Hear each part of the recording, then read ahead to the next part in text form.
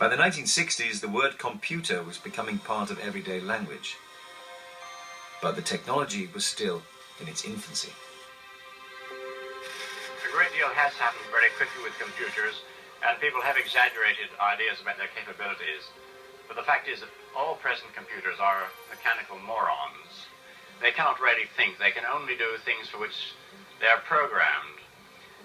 But this will not always be true. In 2001, A Space Odyssey, Arthur C. Clarke pushed the boundaries of these new machines, asking, what if an intelligent computer followed its programming to its logical conclusion? The computer in question is in control of a manned mission to Jupiter and called HAL. First of all, the 2001 HAL is among the most sympathetic characters in it. But he determines that for the mission to be successful, these astronauts are not capable of doing the mission. And he concludes, logically and not incorrectly, that he can do it better. So therefore, he starts murdering them. It was this conflict that caused Hal to go kind of bonkers, you know, and so that was the explanation for his kind of going crazy. And rather than being evil, really kind of an insane computer. I think one of the scariest moments in all movies is when he's in that pod. He tries to retrieve Gary Lockwood's body, and then he brings it back to the giant mothership, and he says, open the pod bay doors, Hal. I'm sorry, Dave. I'm afraid I can't do that. What's the problem? I think you know what the problem is just as well as I do. What are you talking about, Hal?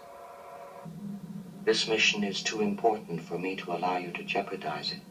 Up till 2001, a typical computer would have sounded like, Dave, this is the computer. This is the way a computer would speak. And this is the way it would be portrayed and was portrayed in many science fiction movies.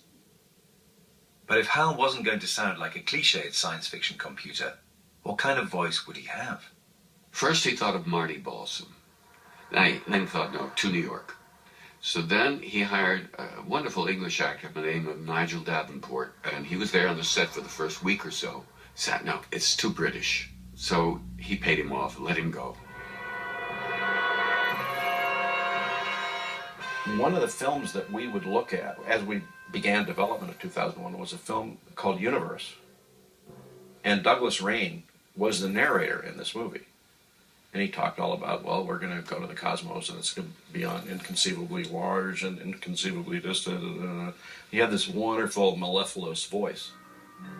At the very limit of our most powerful instruments, galaxies still are flung across space, themselves as numerous as stars in the night sky. And that was the connection to Doug Rain to do the voice of HAL. All HAL was a red light. You're hurting me, Dave. Dave, please stop. You're hurting me. In the world of science fiction, computers were learning fast.